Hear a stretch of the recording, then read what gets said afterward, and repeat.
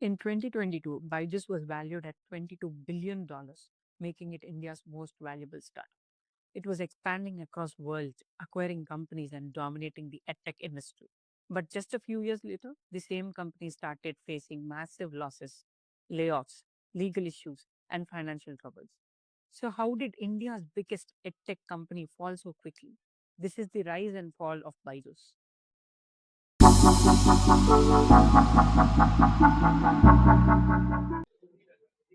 The story of Byjus starts with Byju Raveendran, a teacher from Kerala.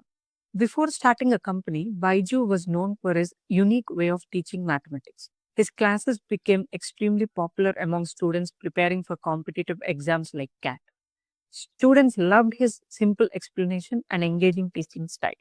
Soon, thousands of students started attending his offline classes across India. Seeing this demand, Byju realized that technology could help him reach millions of students. And that idea led to the creation of Byju's Learning app in 2015. The Byju's app quickly became one of the most popular education apps in India. The platform used animated lessons, interactive videos, and personalized learning to make studying more engaging. Parents saw it as a modern way to help their children learn. Investors were also excited.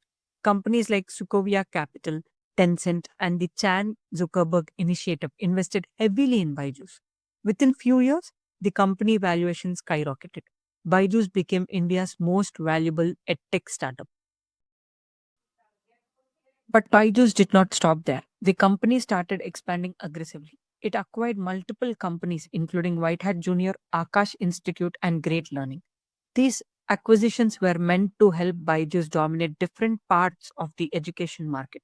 At the same time, the COVID pandemic created a huge opportunity. With schools closed, millions of students shifted to online learning. Byju's saw explosive growth during this period. Everything seemed perfect, but behind the scenes, serious problems were starting to build. One of the biggest issues was over expansion.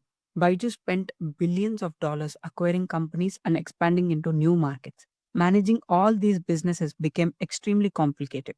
At the same time, the company's sales practices started facing criticism. Some parents complained about the aggressive sales tactics and expensive course packages. There were also concerns about high pricing and long term loan based payment plans for students. As these complaints grew, the company's reputation started taking a hit. Then came the financial troubles. Reports began showing that Byju's was struggling with huge losses and delayed financial reports. Investors started asking difficult questions. Some lenders also raised concern about the company's debt and repayments. At the same time, global economic conditions became tougher and funding for startups slowed down. Without continuous improvements, Byju's aggressive expansion strategy became difficult to sustain. Soon, the company started laying off thousands of employees. Operations were scaled back and several international plans were paused. Legal disputes and financial investigations added more pressure. What once looked like India's biggest startup success story was now facing one of the biggest crises in the startup ecosystem.